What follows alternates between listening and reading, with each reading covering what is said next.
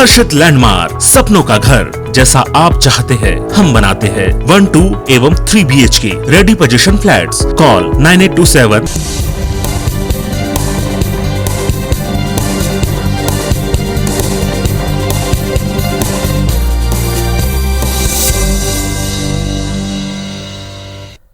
नमस्कार, मध्य प्रदेश की बात में आप सभी का स्वागत है। मैं हूं आपके साथ विजय कुमार पंड्या। मध्य प्रदेश की 4 सीटों पर होने वाले उपचुनाव के लिए आज नामांकन वापसी का आखिरी दिन था, यानी कि शुद्ध हिंदी में कहे तो नाम वापसी का आखिरी दिन था। स्क्रूटनी हो गई उसके बाद कि भैया जिसको अपना नाम वापस लेना है ले लीजिए। जो भी बागी हैं पार्टियों ने समझा बुझा दिया, कुछ नाम वापस हो गए हैं।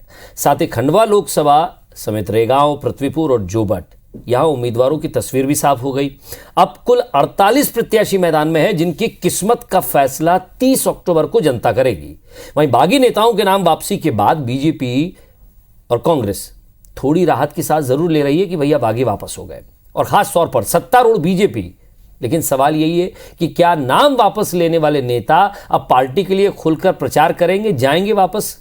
अंदरूनी भीतरघात की कोई गुंजाइश नहीं बची है। सवाल यह भी कि इस मौजूदा समीकरण में किसका पलड़ा भारी है और कौन भीतर। रिपोर्ट देखिए, उसके बाद चर्चा करते हैं।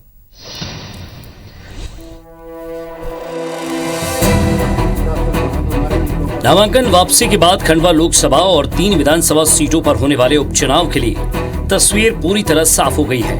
इन सीटों पर अब सीधा मुकाबला कांग्रेस और बीजेपी के बीच है। दोनों दलों में बगावती तेवर अपनाने वाले नेताओं ने चुनाव से पहले अपना नाम वापस ले लिया है। लेकिन नाम वापस लेने वाले नेता पार्टी के लिए खुलकर प्रचार करते हैं या नहीं, ये बड़ा सवाल है। जाहिर है सत्तारूढ़ बीजेपी में नाराज नेताओं की लंबी लिस्ट थी।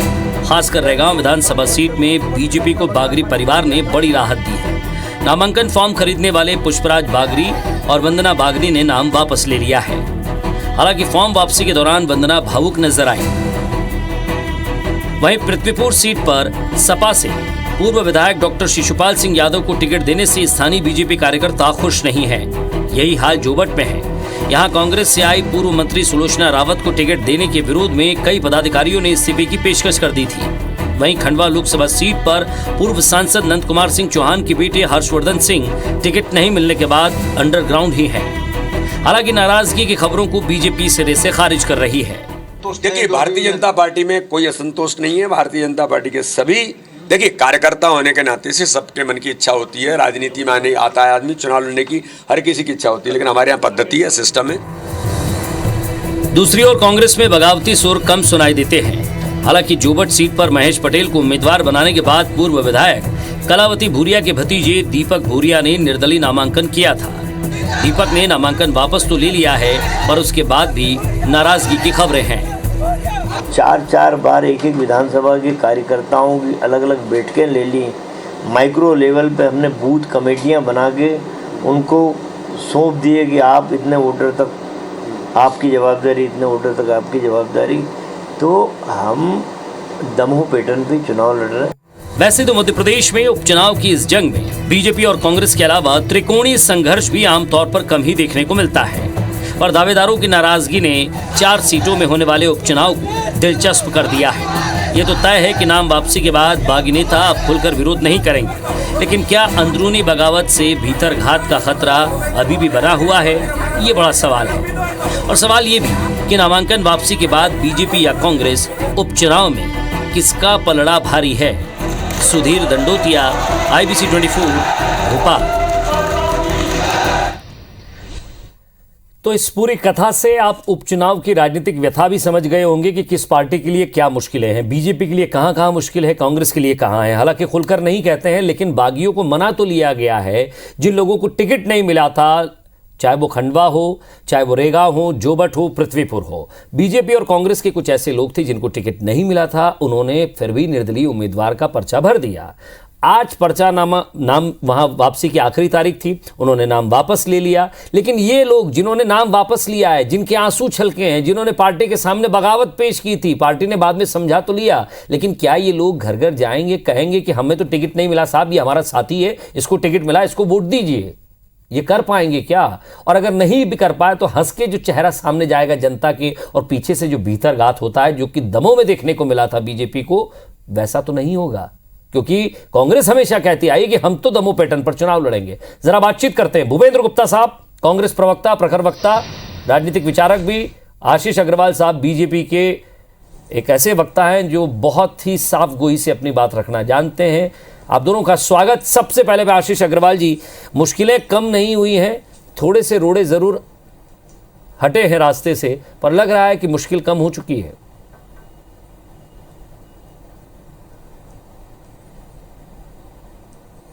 देखिए विजय जी, भारतीय जनता पार्टी एक जीवंत संगठन है और कार्यकर्ता यहां पर सर्वोत्तम पद होता है।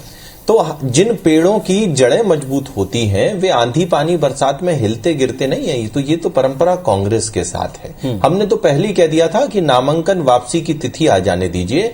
आपको ये सभी कार्यकर्ता जिन्होंने नामांकन भरे हैं या पत्र खरीदे हैं, वे सभी भारतीय जनता पार्टी के घोषित उम्मीदवार को जिताने के महायज्ञ में अपनी आहुति को डालते हुए नजर आएंगे। पर ऐसा क्या करा सर? मैं तो ये जानकर हैरान हूं, आशीष जी एक मिनट रुक रहा हूं, मैं तो ये जानकर हैरान हूं कि ऐसा क्या कहा उनको कि वो मैं एक चिट्ठी देखा करता था कि कोई बच्चा जो है घर से चला जाए, तुम वापस आ जाओ मोनू, तुम्हें कोई कुछ नहीं कहेगा, घर के सारे सदस्य जो है वो तुम्हारा इंतजार कर रहे हैं। क्या क्या कहा उनके कान में?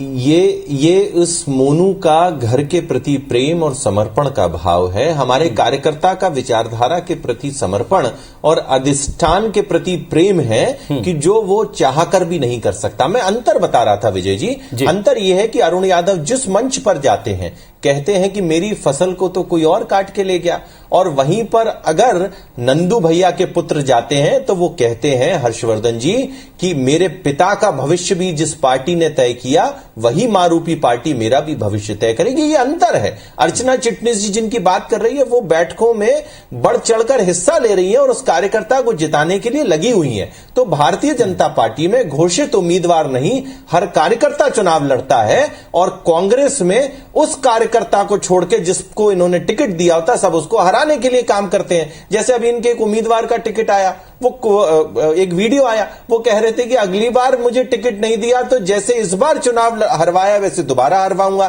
तो ये संस्कृति का अंतर है। ये एक पार्टी की विचारधारा के प्रति समर्पण और दूसरी पार्टी जो नेता आधारित दल है, स्पष्टता दिखाई देता है। जी सर, आपके परिवार के सदस्य अगर रूठ कर चले जाएं तो ये कह दिया जाता है कि रूठ कर वापस आ जाए, उसे रूठा नहीं कहते, और दूसरों के घर के बच्चे अगर रूठ के वापस आ रहे हैं तो आप कह रहे नहीं नहीं नहीं साहब, वो तो इसलिए आ गए हैं क्योंकि उन पर प्रेशर था, उन पर डर था। मैं ये बात पूछता हूँ जरा भूपेंद्र गुप्ता साहब, कितनी लड़ाई यहाँ से मजबूत दिख रही है अब, और जो कांग्रेस पर आरोप लग रहा है कि संस्कृति ठीक नहीं है, जरा उसका भी जवाब दीजिएगा, क्योंकि आशीष अग्रवाल साहब ने संस्कृति पर भी सवाल उठाया है।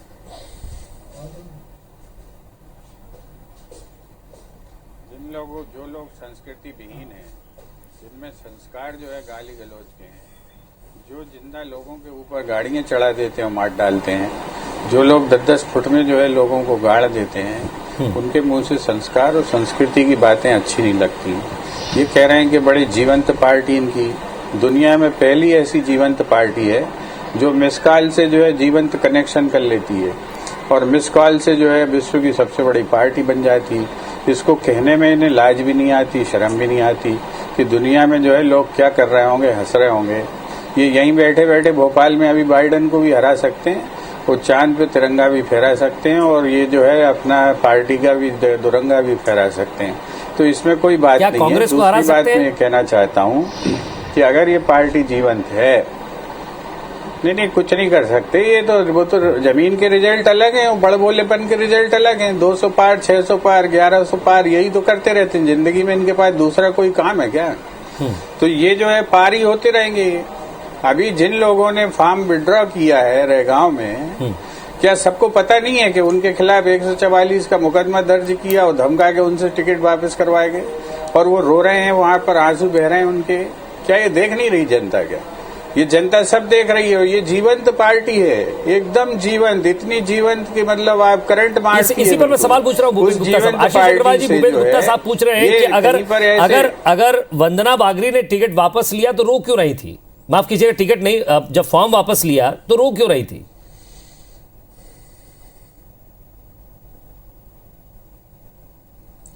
देखिए, हर मोहल्ले में एक दो ऐसे लोग होते हैं जिनको पूरे मोहल्ले में क्या खाना पक रहा है इसकी भी जानकारी होती है, मगर अपने घर में क्या होता है उसकी जानकारी नहीं होती। तो आदरणीय भूपेंद्र गुप्ता जी कुछ वही रोल में मुझे नजर आते हैं। अरुण यादव पे नहीं बोलेंगे कि उनकी फसल को कौन काट के ले गया, दिग्विजय सिंह ने क्यों उनको बहुत पहले ही सद्भावना पूरे देश के घरों में क्या पक रहा है सब वो क्यों दिल्ली जाकर बड़े बड़े बेआबरू होके कांग्रेसियों के गूचे से निकल कर आए, परंतु वे भारतीय जनता पार्टी के ऐसे प्रत्याशी के घर में क्या बन रहा है ये मोदी जी को पता है, वोट मांगते हुए नजर आ रहे हैं, उनके लिए अंतर्यामी बन रहे हैं। बीच में मत रोकिए ना, सुनिए ना भैया, सुनिए ना। देखिए, मैं आपके बीच में नहीं बोलता, सम्मान करता हूं। बिल्कुल सही बात, बिल्कुल सही बात। स्पष्ट नजर आता है अंतर, परंतु मैं पुनरावृत्ति नहीं करूंगा। मैं तो कांग्रेसियों से पूछता हूं, इन्होंने कहा कि ये बड़बोलापन और मिस कॉल, अरे इस मिस कॉल से अगर देश ने हमें 2 बार बहुमत में जिता के अगर हमारी सरकार बना दी तो ये मिस कॉल भले ही राहुल गांधी तक नहीं पहुंचा हो, विश्व की इतनी बड़ी पार्टी को ये मिस कॉल की बात करें, मिस कॉल से सुलोचना रावत मिली थी सर कांग्रेस से। आपके अपने पार्टी के लोग कहां हैं? वो शामिल हुई, फिर उसको टिकट दिया। मत पूछो इनसे। देखिए, ये आप इनकी नस मत दबाइए जी। देखिए, ये देश, विजय जी दादा इनकी नस मत दबाओ आप। विजय जी मुझे बोलने दीजिए। देखिए विजय जी, ये देश संवैधानिकता से चलता है, नैतिकता से चलता है। तो सर आप दूसरी पार्टी के नेता को अपनी पार्टी में शामिल कर लो, नैतिकता की बात करो सर। मैं आशीष जी, थोड़ा जनता भी दिख रही है। विजय जी सुनिए ना, चलिए। अरे विजय जी, इटली से जो लोग शामिल करके ले आए, जो लोग इटली से ले आए अपने और नेता को, आप इनके सामने उदाहरण पेश कीजिए ना। जो लोग इटली के थे उन्हीं की पार्टी के लोग, जिनको इटली की पार्टी के लोगों को आपने अपने इसमें शामिल किया, यही तो आरोप लगाते हैं। जुड़ जाए तो आप उसको बाहरी कहते हैं। आशीष जी, जो इटली का आरोप लगाते हैं, जो मैडम का आप आरोप लगाते हैं, उन्हीं की पार्टी की कैंडिडेट थी वो, उन्हीं की पार्टी से लड़ी चुनाव, और आपके लोधी जी को चुनाव हराया उन्होंने। तो मुझे समय दीजिए, आप दोनों अपने सवाल दागिए, परंतु सुनिए मेरी बात।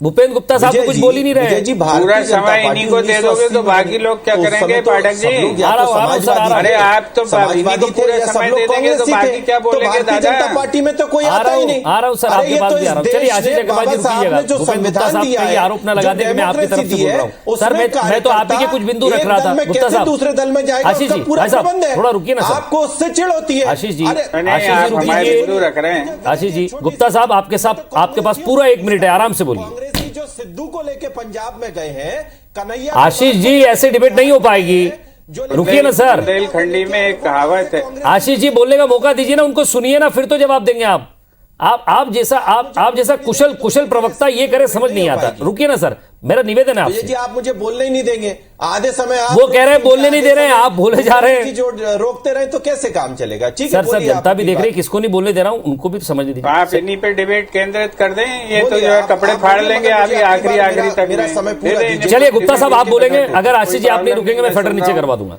बोलिए गुप्ता भी सुन रही है। देखिए बुंदेलखंडी में एक कहावत है, घर के देव ललाए मंदिर पूजन जाए। कराएंगे विजय भाई। ये जो है इनके घर के देवता रो रहे हैं, उनके आंसू बह रहे हैं, और ये जो है दूसरों के बच्चों को चॉकलेट दिखाते घूम रहे हैं। ये इनका जो है, ये इनकी मिस कॉल पार्टी है। 50 करोड़ सदस्य का दावा करते थे, 18 करोड़ वोट मिली है इनको। इनकी पार्टी जिसके कारण ये विश्व का सबसे बड़ा होने का दावा करते हैं, उनने भी वोट नहीं दी इनको। और जो है आज मध्य प्रदेश में जो बेरोजगारी है, जो महंगाई है, जिस तरह से जनता को लूट लिया गया है, कोरोना में जिस तरह से लोगों को मारा गया है, जिस तरह से इनके नेताओं ने बिस्तर बेचे अस्पतालों के, सांस के लिए प्रदेश को तरसाया है, जिस तरह से इन्होंने आदिवासी अंचल के लोगों को सड़ा हुआ जानवरों के खाने महाराष्ट्र की बात कर रहे हैं, जिस तरह से इन्होंने चोटियाई करके 10 किलो के आटे के पैकेट में से 4 किलो आटा चोरी किया है, ये इनकी असली सूरत है जो इस प्रदेश की जनता पहचानती है। और इस सूरत के चलते इनको जो है ये मिलने वाला अंगूठा, और इसी अंगूठे के कारण ये जो ये भैया अभी जो परेशान हो रहे हैं, हमारे आशीष भैया। आवाज बड़ी। एक भूपेंद्र गुप्ता साहब, खंडवा से अरुण यादव, जोबट से दीपक भूरिया, रेगांव से उषा चौधरी, गया बागरी और पृथ्वीपुर से कोई ऐसा व्यक्ति जो आपको लग रहा हो कि नहीं ये काम नहीं कर रहा है, या ये दगाबाजी कर सकते हैं, या फिर कहीं ना कहीं भीतरघात की संभावना हो सकती है?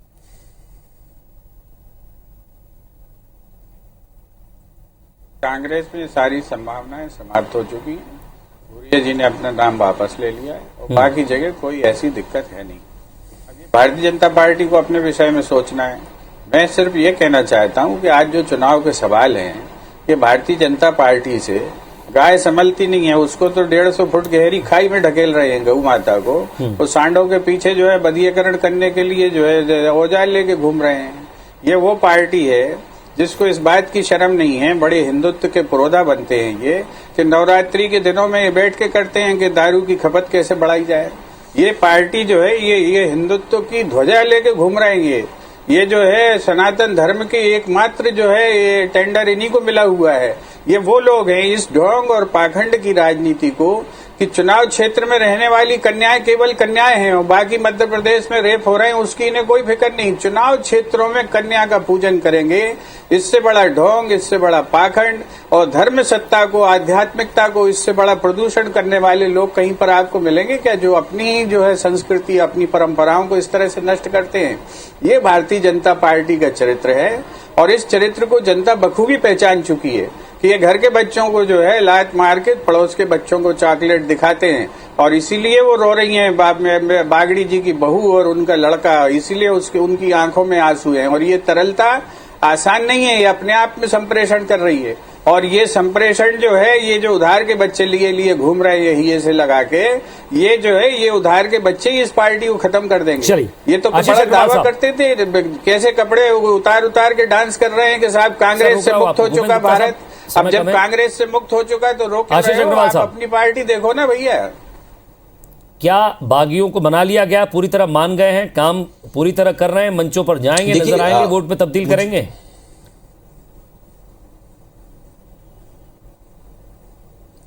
देखिए, भाजपा में कोई बागी नहीं होता विजय भाई। मैं दोबारा कहता हूं, ये विचारधारा आधारित संगठन है। यहां पर लोग सिर्फ चुनाव लड़ने के लिए राजनीति नहीं करते और वरिष्ठ नेतृत्व जिस कार्यकर्ता के नाम पर मोहर लगाता है सब उसके लिए काम करते हैं। कांग्रेस में उल्टा होता है, सब उसके विपरीत करते हैं। मैं अपनी बातों को दोहराता नहीं हूं, मैं तो ये पूछता हूं कि हमारे किस कार्यकर्ता ने, किस नेता ने खुलकर कहा कि भैया ये फसल काट के कोई और ले गया। तो कांग्रेस ही अपनी अंतरात्मा में तो झांके। बाद बाकी ये जो बाहरी और अंदरूनी का जिक्र है, तो अभी अभी कांग्रेस ने एक हेडलाइन बनाई थी कि कन्हैया कुमार, दिनेश मेवाड़ी, ये सब शामिल हुए। पंजाब में जिसका रडार है नवजोत सिंह सिद्धू, वो भारतीय जनता पार्टी से होकर आए हैं, तो वहां पर तो कांग्रेस इन सबको स्वीकार देती है। मैं तो लोकल की बात करता हूँ, मैं जिस विधानसभा से आता हूँ, कांग्रेस ने 28, विजय भाई देखिए बीच में रोक रहे हैं, आप अपने शब्दों में रोके, इनकी आवाज को डाउन करें। भूपेंद्र गुप्ता साहब आपके पास आऊंगा, मैं आऊंगा, 30 सेकंड और दूंगा आपको। गुप्ता साहब आपको समय दूंगा, गुप्ता साहब। आशीष जी अपनी बात जल्दी कंप्लीट कीजिएगा। कांग्रेस तो स्वीकार लेती है। तो ये जो कांग्रेस की टूटन है, ये भारतीय जनता पार्टी नहीं, ये कांग्रेस की देन है। और G23 के पूरे नेता आज इस प्रश्न को खड़ा किए हुए हैं कि क्यों लोग कांग्रेस से छोड़कर जा रहे हैं। आज आप इतने बार के विधायक को अगर आप सम्मान नहीं देंगे, बच्चों को लात मारकर दूसरों को लॉलीपॉप क्यों दिखा रहे हैं, उसमें असम्मान करेंगे, भ्रष्टाचार अपनी पार्टी में टिकट देने के लिए करेंगे, तो लोग तो आएंगे ही आएंगे और ये आने का सिलसिला चलता रहेगा। और जो भारतीय जनता पार्टी 30 सेकंड में आपको दे रहा हूं भूपेंद्र गुप्ता साहब, आएगा अंत्योदय के मंत्र को साकार करने के लिए आएगा। रुक रहा हूं आशीष जी। भूपेंद्र गुप्ता साहब, आपको लग रहा है कि जिन बागियों पर आप भरोसा जता रहे हैं वो विद्रोह नहीं करेंगे? बढ़ती हुई बिल्कुल नहीं करेंगे। और कांग्रेस पार्टी जो है ने ये पाप नहीं किए कि मरती हुई जनता के बिस्तर बेचे हों अस्पतालों में, अपनी फसल या जो है इंजेक्शन चुराए, फसल कटाई का या जो है नकली जो है फैक्ट्रियां चलवाई और रेमडेसिविर इंजेक्शन की। ये काम कभी नहीं किया कांग्रेस ने, ये कांग्रेस ने काम कभी नहीं किया। ये काम भारतीय जनता पार्टी करती है और इनके नेताओं के मैं 100 ट्वीट आपको भेज दूंगा जिसमें जो है वो रो रहे हैं कि मामा ने जो है मामू जान के पूरी पार्टी को चौपट। ये बस ये एक ही याद रखोगे आप। अभी जरा बता दें बिश्नोई जी क्या कह रहे हैं, याद हो तो आपके जो है आपके अनूप मिश्रा क्या कह रहे थे, आपको भेज दूं क्या? आपको भेजूं अनूप मिश्रा जी के डायलॉग? आपको भेजूं क्या अभी ओपीएस भदौरिया के डायलॉग? आपको याद है अपनी पार्टी में जरा अपनी खिड़कियों पे देखना शुरू करो। ये ताक झांक करने सवाल में यही था जीवन सर गुजर गया, कि बूढ़े हो नामांकन जाओगे, वापसी आपकी तो आधी हो गई, पार्टी को इसी तरह लेकिन सत्यानाश क्या कर दिया वाकई आपने। मन से कार्यकर्ता काम करेंगे क्या? दिल से कार्यकर्ता काम करेंगे? और जिन लोगों ने नाम वापस ले लिया है वो दिल से सड़कों पर उतरेंगे क्या? इसी के साथ आप दोनों का बहुत बहुत शुक्रिया। नमस्कार।